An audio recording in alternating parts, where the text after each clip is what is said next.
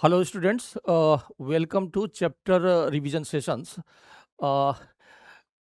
ये सेशंस में हम क्विकली किसी चैप्टर को रिवाइज करते हैं जो जेई मेन एंड नीट के लिए के स्टूडेंट्स के लिए काफ़ी यूज़फुल है, क्योंकि आपको पूरे चैप्टर्स की जो मेन इंपॉर्टेंट पॉइंट्स है वो आपको क्विकली एज ए रिवीजन के तौर पर मिलता है। तो मेरे ख्याल से ये सेशंस काफ़ी अच्छा एंड हेल्पफुल होगा स्टूडेंट्स के लिए। दो चैप्टर्स की वीडियो ऑलरेडी अपलोड हो चुका है, 1D एंड 2D। अभी हम न्यूटन्स लॉ ऑफ मोशन से स्टार्ट कर रहे हैं। चलिए देखते हैं। Newton's first law of motions का स्टेटमेंट के बारे में ये दिखा रहा है कि पहला कह रहा है कि every object continues to be in state of rest और uniform motions in a straight line unless it is compelled to change the state of by external force। इस तरह का स्टेटमेंट ऑलरेडी आप 9th में भी पढ़ चुके हैं। हम लोग स्लाइटली इसी को एनालाइज करेंगे। तो आपका first law of motions define करता है इनर्शिया को। This law, first law defines inertia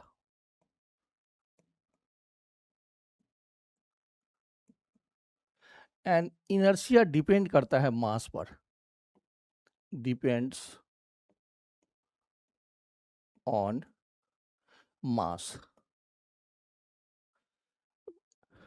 basically देखेंगे अगर तो इनर्शिया रेसिस्ट करता है to change of state, and state आपका रेस्ट भी हो सकता है एंड यूनिफॉर्म मोशन भी हो सकता है। अगर रेस्ट होगा एंड यूनिफॉर्म मोशन होगा, दोनों केसेस में एक्सेलरेशन जीरो होगी, यानी कि ऐसे ऑब्जेक्ट पर नेट एक्सटर्नल फोर्स जीरो होगा, या आप ऐसा भी कह सकते हैं कि बॉडी इक्विलिब्रियम में है। तो inertia resist change of state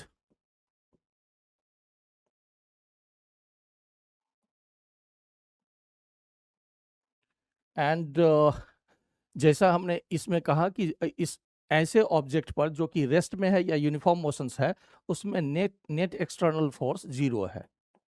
net external force such an object is zero, या आप ये कह सकते हैं कि ऐसा बॉडी इक्विलिब्रियम में है, is in equilibrium.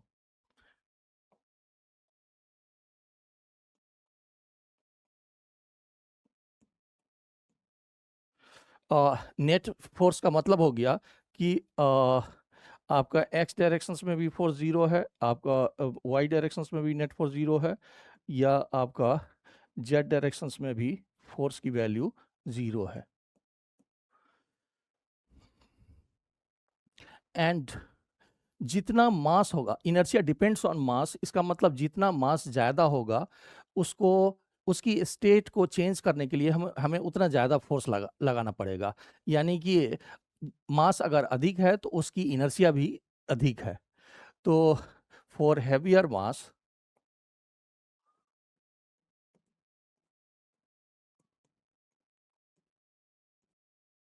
inertia is greater,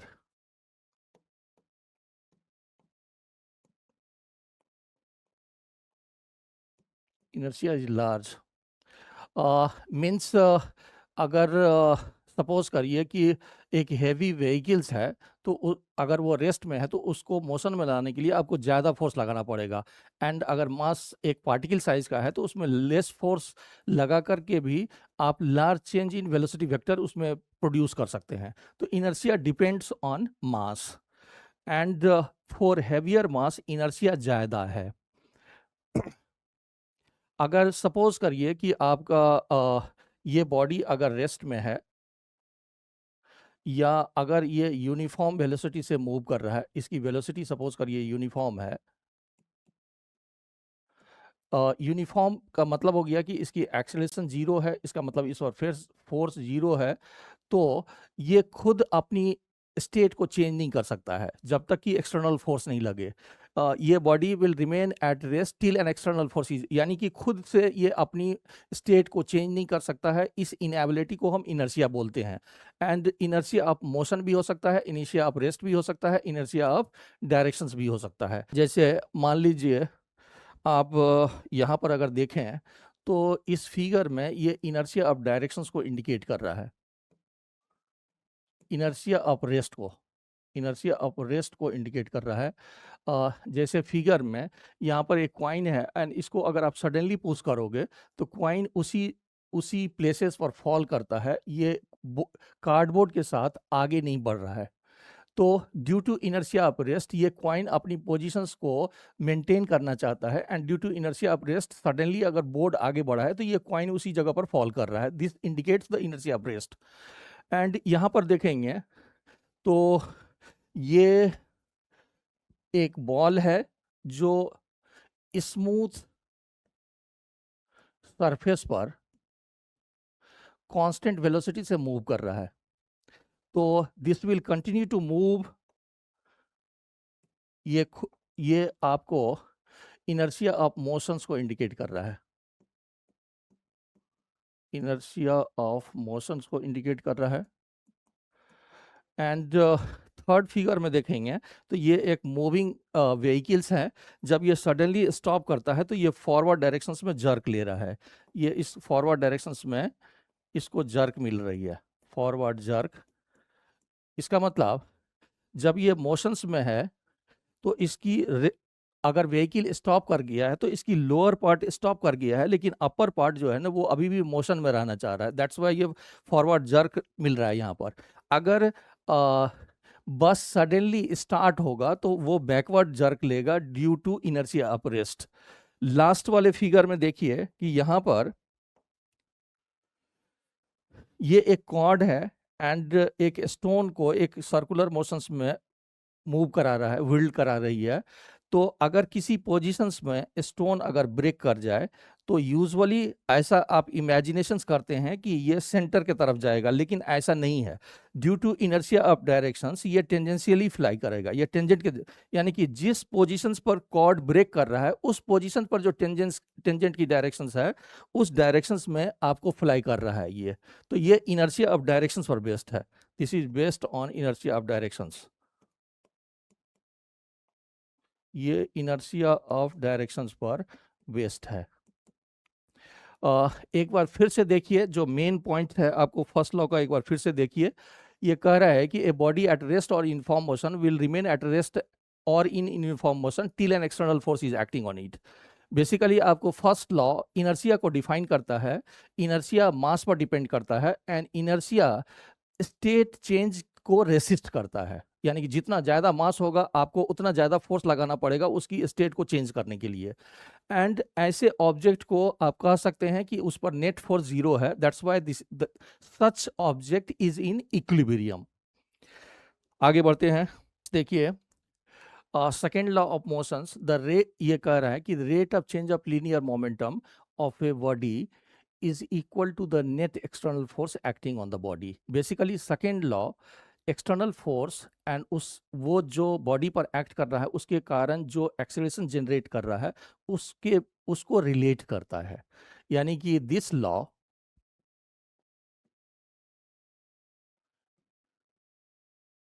relates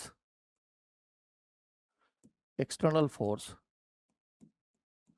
and accelerations. And जैसा कि स्टेटमेंट में है कि the force is equal to external force is equal to rate of change of linear momentum dp by dt and यहाँ पर चाहे तो d upon dt and p को आप मास इंटू वेलोसिटी लिख सकते हैं।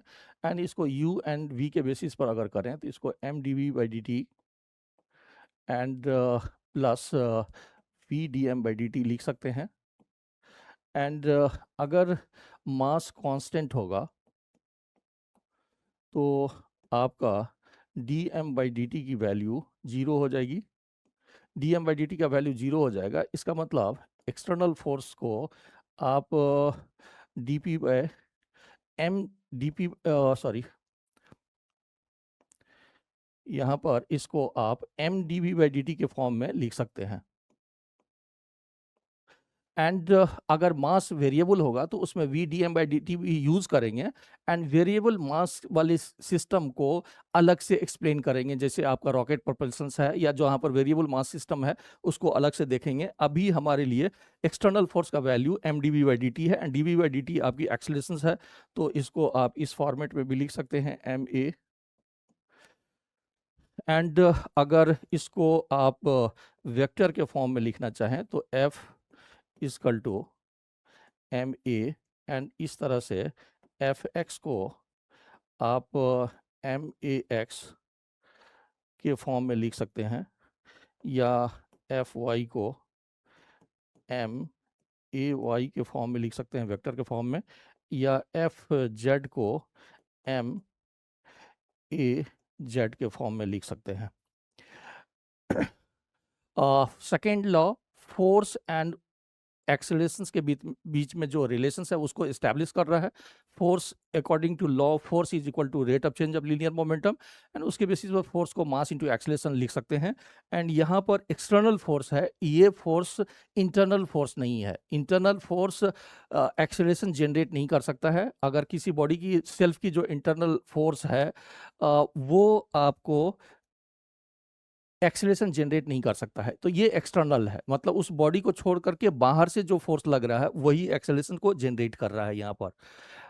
यहाँ पर अगर आप सपोज करिए कि लीनियर मोमेंटम एंड टाइम के बीच में ग्राफ ड्रॉ करें, अगर आप मोमेंटम एंड इस तरह का ग्राफ अगर ड्रॉ करें तो आपका लीनियर मोमेंटम एंड टाइम के ग्राफ का जो स्लोप होगा, यहाँ पर जो स्लोप होगी वो dp बाई dt होगा, एंड वो dp बाई dt आपको फोर्स को रिलेट करेगा। तो अगर आप कोई पर्टिकुलर पॉइंट्स लें, जैसे मान लीजिए कि हम ये पॉइंट्स ले रहे हैं, तो इस पॉइंट पर अगर आप टेंजेंट ड्रॉ करें एंड ये एंगल अगर सपोज करिए θ1 है, तो एंड यहाँ पर अगर टाइम t1 है, तो at t is equal to t1 force will be equal to tan θ1। Similarly अगर आप किसी अदर पॉइंट पर भी ड्रॉप करते हैं, जैसे यहाँ पर स्लोप 0 है तो यहाँ पर फोर्स 0 होगा, तो अदर पॉइंट्स पर भी इस तरह का ग्राफ ड्रॉ करके कर सकते हैं। इसका मतलब momentum, linear momentum and time के बीच का जो ग्राफ है उसकी स्लोप जो है ना आपको फोर्स इंडिकेट करे।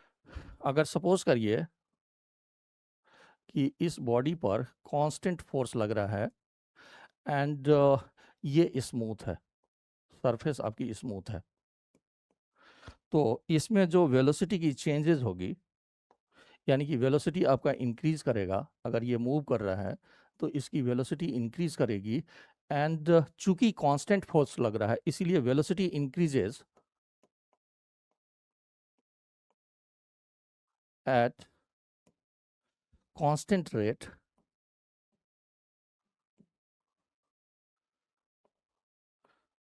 velocity increases at constant rates, that's why accelerations will be constant, accelerations will be constant। And अगर आप चाहो तो ऐसा भी कर सकते हैं कि जैसे सपोज करिए कि इसमें वेलोसिटी की डायरेक्शंस इस डायरेक्शंस में है और कांस्टेंट फोर्स है, ये फोर्स कांस्टेंट है, तो इस केसेस में जो वेलोसिटी है वो डिक्रीज करेगा। इस केसेस में वेलोसिटी वेक्टर या velocity decreases at constant rate, तो ये आपका रिटार्डेशंस होगा, यानी कि एक्सेलरेशंस निगेटिव हो जाएगी। एंड आपका अगर सेम मास के लिए अगर आप फोर्स बढ़ाते जाएंगे तो उसी प्रोपोर्शनल्स में आपकी एक्सेलरेशन बढ़ता जाएगा। जैसे सपोज करिए कि आपका यहाँ पर एक m मास का बॉडी है और हमने फोर्स F लगाया है, और सपोज करिए कि इसमें एक्सेलरेशन a है, तो अगर हमने फोर्स को 2F कर दिया तो सेम मास की एक्सेलरेशंस 2a हो जाएगा। अगर आपने फोर्स को हाफ कर दिया, सपोज करिए कि आपने फोर्स को हाफ कर दिया, F/2 कर दिया, तो एक्सेलरेशंस की वैल्यू भी a/2 हो जाएगी। इसका मतलब सेम मास के लिए जैसे जैसे फोर्स बढ़ेगा उसी प्रोपोर्शनल्स में आपकी उस बॉडी की एक्सेलरेशंस भी बढ़ेगी। तो बेसिकली सेकेंड लॉ आपको फोर्स एंड एक्सेलरेशंस के बीच में रिलेशंस देता है। Force is equal to rate of change of linear momentum, and उसके बेसिस पर आप rate of change of linear momentum को मास इनटू एक्सेलरेशन लिख सकते हैं। एंड यहाँ पर एक्सटर्नल फोर्स की बात कर रहे हैं, यहाँ पर इंटरनल फोर्स नहीं है। इंटरनल फोर्स किसी बॉडी में एक्सेलरेशन जनरेट नहीं कर सकता है, तो एक्सटर्नल फोर्स की बात कर रहे हैं। एंड इस सारे डायरेक्शंस में आप ले सकते हैं। अगर आप लीनियर मोमेंटम एंड टाइम के बीच में ग्राफ ड्रॉ करें तो इसका जो स्लोप होगा वो dp बाई dt है। That's why slope represents force, जैसे हम किसी एक पॉइंट्स पर दिखा रहे हैं। एंड अगर आप कांस्टेंट फोर्स लगा रहे हैं तो वेलोसिटी जो इंक्रीज कर रही है उसका रेट कांस्टेंट है। वेलोसिटी के इंक्रीज करने का रेट कांस्टेंट है, इसीलिए एक्सेलरेशन कांस्टेंट होगी। एंड अगर वेलोसिटी के अपोजिट डायरेक्शंस में फोर्स लग रहा है तो वेलोसिटी जो डिक्रीज करेगा वो कांस्टेंट रेट पर करेगा, यानी कि रिटार्डेशंस जो है वो कांस्टेंट होगी। देखिए Newton's third law of motions ये कह रहा है कि when ever one body exerts a force on another body, the second body always exerts on the first body a force that is equal in magnitude but opposite to the first force. And usually third law में जो एक body जितना force लगा रहा है दूसरे body पर, तो दूसरा बॉडी भी पहले बॉडी पर उतना ही फोर्स अपोजिट डायरेक्शंस में लगा रहा है। तो usually such force pair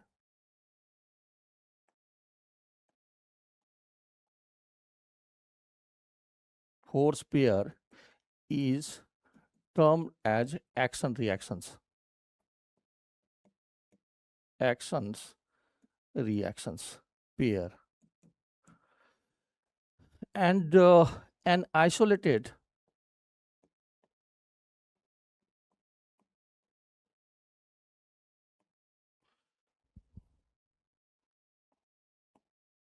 force does not exist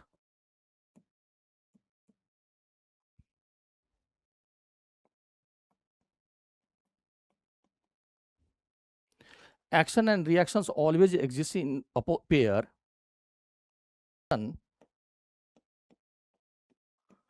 and reactions always exist in pair plus action and reactions pair कभी भी सेम बॉडी पर एक्ट नहीं करता है। यहाँ पर स्टूडेंट को थोड़ा कंफ्यूजन है। Action and reactions pair always two different body पर लगता है, तो मैं इसको भी हाईलाइट कर देता हूं कि actions and reactions always act at two different body, same body पर नहीं लगता है।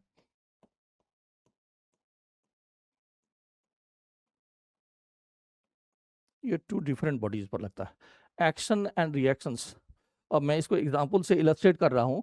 न्यूटन्स थर्ड लॉ कहता है कि अगर एक बॉडी दूसरे पर फोर्स लगा रहा है तो दूसरा बॉडी भी पहले बॉडी पर उतना ही फोर्स इक्वल एंड अपोजिट लगा रहा है।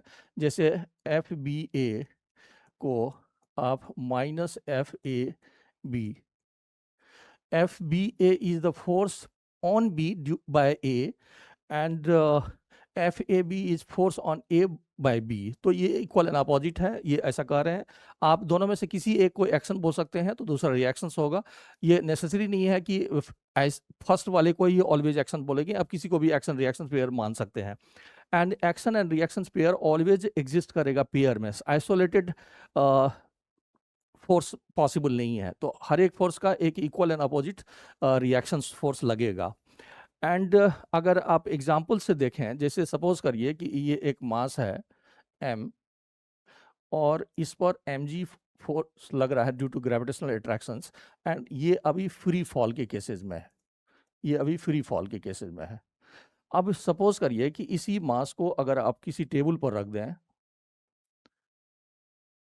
तो इसका जो वेट है mg that is acting on the table, तो यहाँ पर mg act on table, and आप चाहो तो इसको एक्शन नाम दे दो कि अगर ये एक्शंस है, आप टेबल उस बॉक्स पर उतना ही या उस ब्लॉक पर उतना ही फोर्स अपोजिट डायरेक्शंस में लगा रहा है टू होल्ड द ब्लॉक। तो यहाँ पर ये आपका नॉर्मल रिएक्शंस है जो कि that is acting on the block. तो एन एक्ट्स ऑन ब्लॉक, तो ये दोनों इक्वल एंड अपोजिट है। वैसे मैग्नीट्यूड में यहाँ पर एन और एम जी इक्वल है, ये मैग्नीट्यूड में दोनों इक्वल है, लेकिन एक फोर्स ब्लॉक पर लग रहा है एंड एक फोर्स टेबल के सरफेस पर लग रहा है। दोनों में से किसी को भी आप एक्शन बोल सकते हैं तो दूसरा रिएक्शंस हो जाएगा। एंड अगर आप सेम बॉडी पर, जैसे मान लीजिए कि अगर सपोज करिए ये ब्लॉक है एंड इस पर हम एक फोर्स F1 लगा रहे हैं एंड इस डायरेक्शंस में एक फोर्स F2 लगा रहे हैं, अगर F1 की मैग्नीट्यूड F2 के बराबर है तो भी हम इसको इस एग्जाम्पल में these F1 and F2 are not action reactions pair, are not action and reactions pair, ये हमें समझना चाहिए। this is not action reactions pair।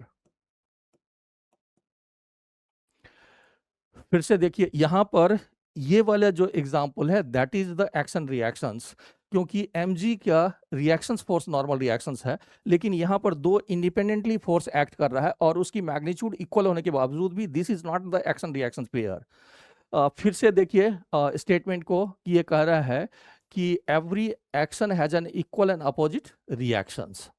एक बॉडी दूसरे पर जितना फोर्स लगा रहा है, दूसरा बॉडी भी उतना ही फोर्स उस पर अपोजिट डायरेक्शंस में लगा रहा है।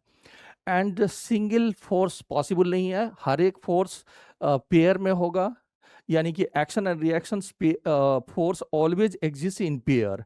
And action and reactions force जो है वो टू डिफरेंट बॉडी पर एक्ट कर रहा है, वो सेम बॉडी पर एक्ट नहीं कर रहा है। मैं इसको भी एक एग्जांपल से इलस्ट्रेट करने की कोशिश करता हूँ। जैसे ये वॉकिंग का फोर्स लिखाया है, तो ड्यूरिंग द वॉकिंग आपका फुट से आप जो ग्राउंड है उसको प्रेस करते हैं, तो दिस इज द, ये हम यहाँ पर फोर्स लगा रहे हैं इस डायरेक्शंस में। यहाँ पर देखिए कि यहाँ पर अगर हम ग्राउंड से यहाँ पर प्रेस करते हैं तो हमने ग्राउंड पर फोर्स लगाया है F, ठीक है।